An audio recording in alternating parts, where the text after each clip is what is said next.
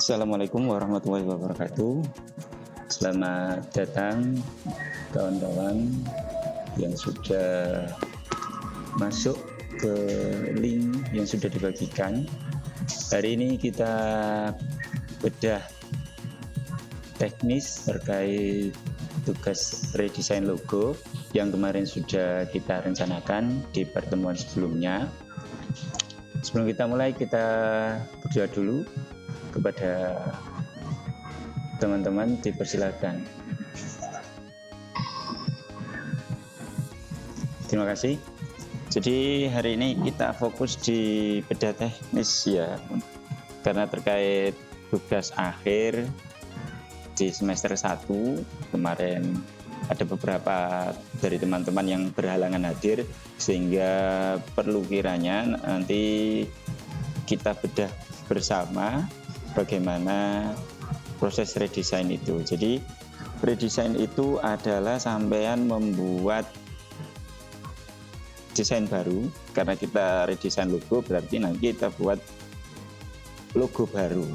Lah, logo ini menyesuaikan dengan kebutuhan dari proses redesign yang teman-teman rancang ya. Bisa benar-benar baru bentuknya, kemudian fontnya, warnanya, atau hanya merubah beberapa bagian yang memang kurang sesuai, sehingga logo yang baru nanti akan lebih proporsional seperti itu. Oke, untuk bagiannya, jadi nanti teman-teman semua akan mendapat file PPT ya, nanti diisi sesuai dengan template yang sudah diserahkan, cuma tinggal isi, termasuk ini nanti. Oh ya, kita kembali ke slide pertama ya. Jadi ini slide pertama sampul. Untuk yang berwarna kuning itu silahkan diganti dengan sesuai apa yang sampean buat ya. Misalkan redesign logo, merek sampean mereknya merek apa. Kalau misalkan Aqua, sampean pilih Aqua, berarti nanti dipilih Aqua.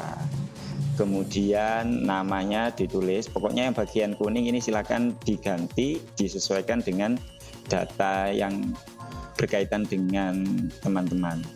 Kemudian kalau nanti sudah diganti, jangan lupa warnanya diganti warna putih seperti itu. Kemudian nanti ada beberapa bagian memang yang bisa dihapus. Pokoknya yang kuning itu bisa sampean rubah, bisa sampean hapus sesuai kebutuhan dari teman-teman. Lanjut ke slide kedua. Ini nanti fotonya silakan diganti dengan foto teman-teman ya. Usahakan foto terlihat jelas ya, bebas ekspresinya yang memang menggambarkan diri sampean seperti itu. Ada beberapa data yang perlu diisi, nama lengkap, kemudian kelas, tanggal lahir, alamat, bisa Instagram, bisa TikTok, bebas ya, pilih salah satu. Kalau memang Instagram berarti nanti minta tolong di belakangnya diberi tanda IG atau Instagram atau dalam kurung TikTok seperti itu.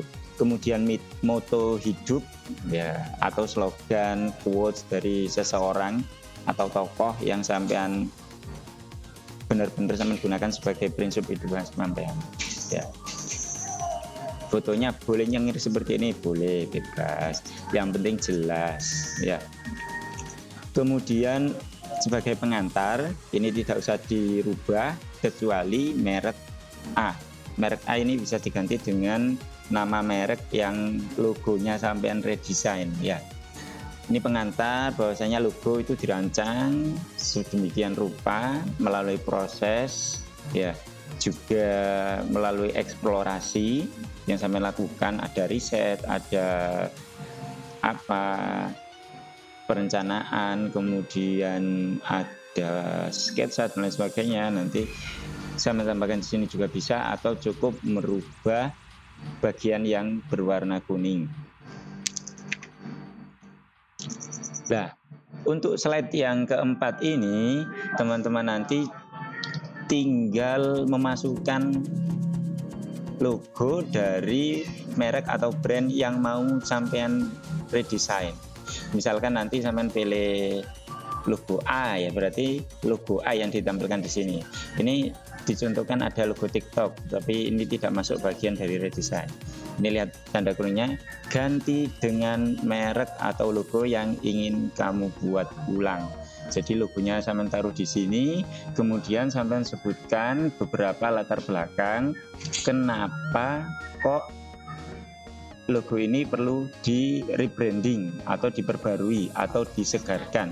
Sampean bisa menyebutkan alasan pertama, kedua, ketiga, dan seterusnya, menyesuaikan dengan hasil eksplorasi sampean semua.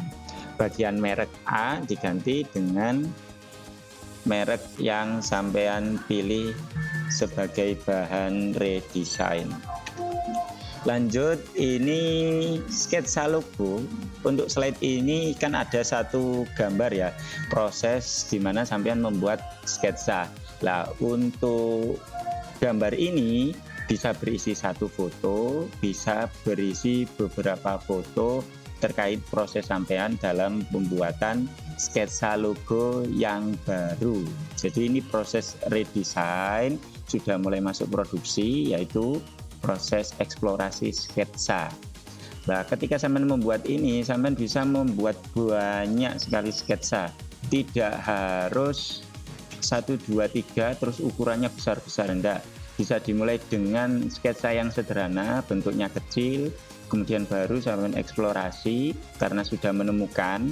Biasanya ada beberapa logo yang mungkin menarik, sampean ambil 3 atau 2, kemudian sampean buat versi ukuran yang lebih detail atau lebih besar, lebih proporsional.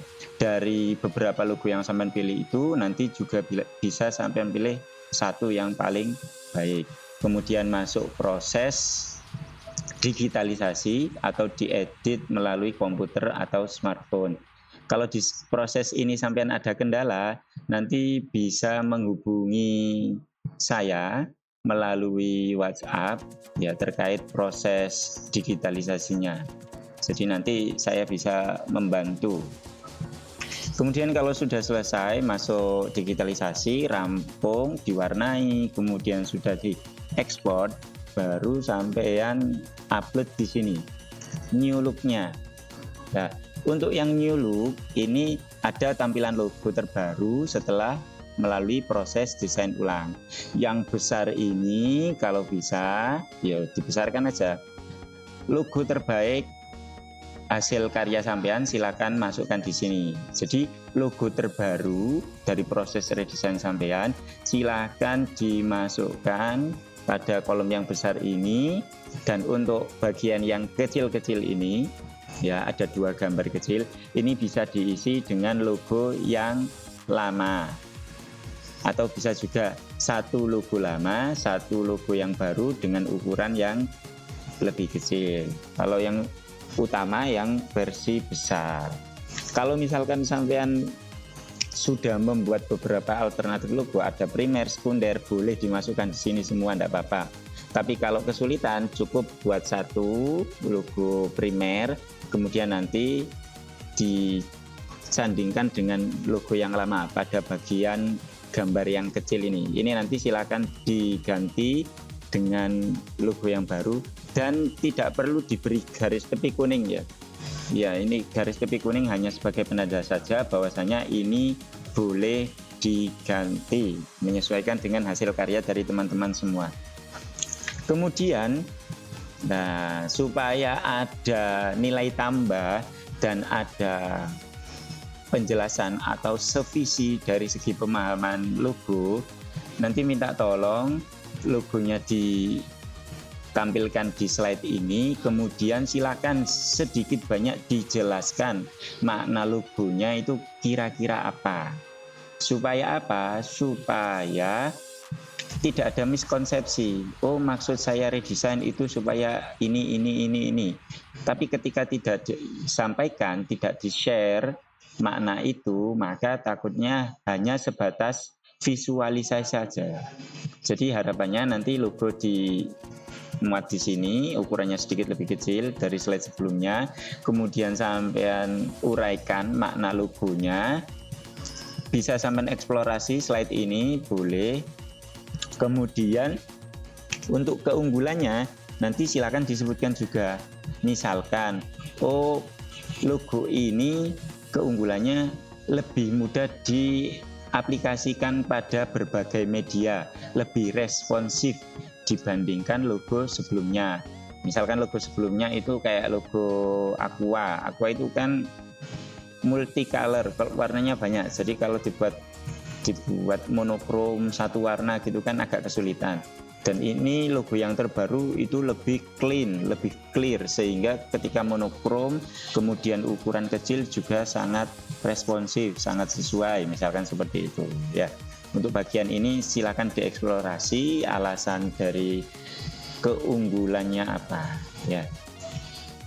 Kemudian ini ada beberapa pilihan logo yang bisa teman-teman pilih, cukup pilih satu saja. Ada Garuda Indonesia, ada Indosiar, ada MS Glow Beauty, ada Kementerian Sosial, ada Gresik United, ada Aqua, ada Viva Cosmetics, ada KAI, PT Kereta Api Indonesia. Jadi silakan dipilih salah satu logo yang sudah disediakan ini.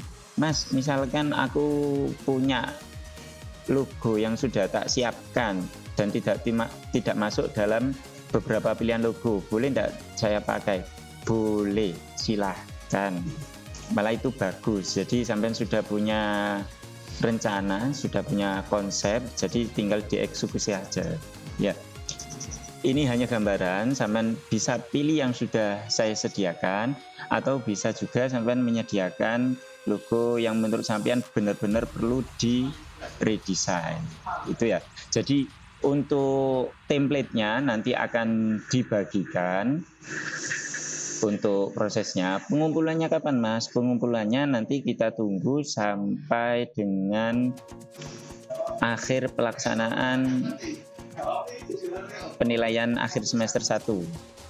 Jadi selama proses itu silakan, kalau misalkan sudah selesai ya segera dikumpulkan, nanti disediakan link untuk pengumpulannya melalui Google Form. Kemudian untuk yang masih kesulitan nanti bisa japri saya ya, bebas tanya apapun terkait dengan tugas ini. Harapannya dari tugas ini sampai nanti bisa lebih pede dalam berkarya, karena tidak ada karya jelek itu. Yang ada hanya karya yang mungkin kurang disukai, karena ini kalau desain itu urusannya perspektif selera. Tetap desain itu ada prinsip, ada pengaturan, ada tata letak dan lain sebagainya. Itu ada memang secara teori, secara ilmu ada, tetapi itu semua tidak menjamin logo yang sampean buat itu cocok. Yang terpenting adalah sampean pede berkarya, pede membuat logo ini.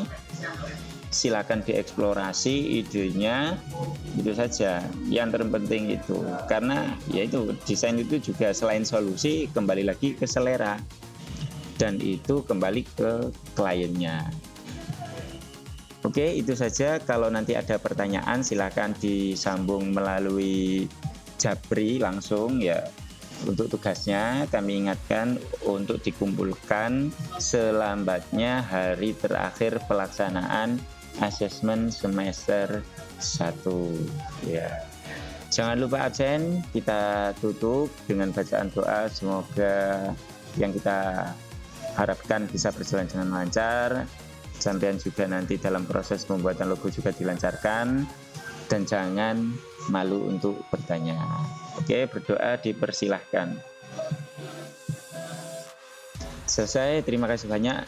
Tetap jaga kesehatan, jaga mood supaya tetap happy, jangan terlalu banyak pikiran, jangan terlalu stres ya. Jadi buat happy saja. Nanti kalau ada kendala kesulitan apapun silahkan ditanyakan. Mas kalau misalkan nanti aku pakai aplikasi atau software ini boleh tak? Boleh, selama itu memudahkan sampean dalam proses pembuatan atau proses redesign logo ini. Demikian, sampai jumpa, dan akhir kata, wassalamualaikum warahmatullahi wabarakatuh.